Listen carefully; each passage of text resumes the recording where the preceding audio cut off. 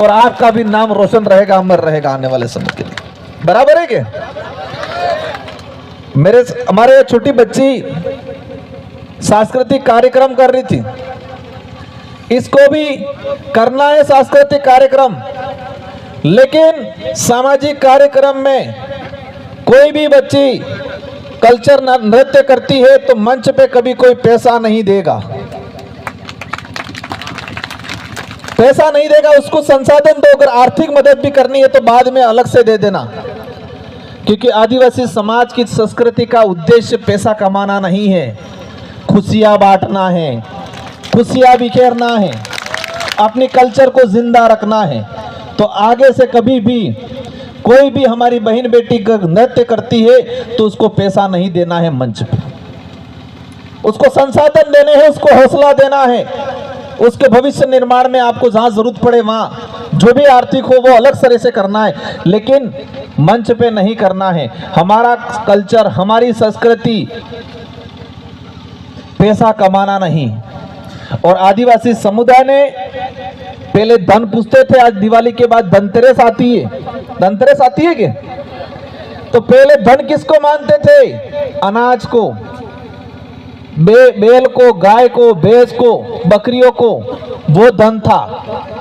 और पहले धनतेरस के समय अनाज को ही पूछते थे, और आज अनाज को नहीं, पैसों को रखते हैं वहां।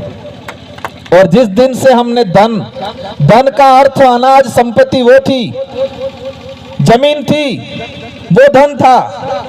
धरती माँ को पूछते थे, उसको भूल के हम नोटों को पूजना लग गए तो हम सब रोडों पे आ गए हैं आज। ये वो कहते हैं राजा थे, राजा से रंग कैसे बने, रंग ऐसे ही बने।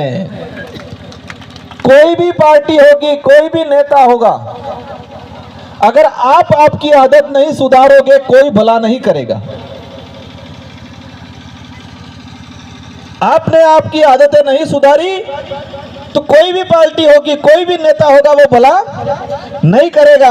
हमें चुनाव के अंदर जब भी कोई बात आती है, जैसे आज मुझे आपने पकड़ाया है, आप किसी पार्टी में, और मैं आज यहां से कहना चाहूंगा कि भारत आदिवासी पार्टी से सांसद हूं मैं, हमारे पदाधिकारी हैं, लेकिन हमारे इस क्षेत्र के अंदर चुनाव लड़ने का कोई उद्देश्य नहीं है।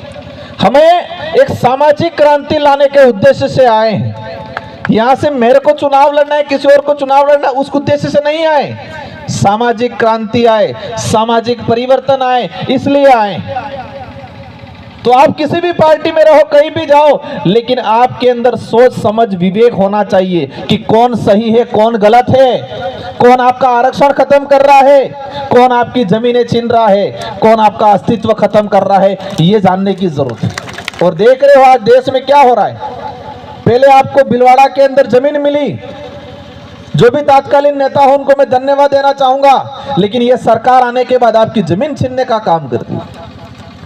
आदिवासियों के वोट चाहिए, दलितों के वोट चाहिए, लेकिन उनको अधिकार देने की बात आती है तो जब चुप हो जाते हैं ये लोग।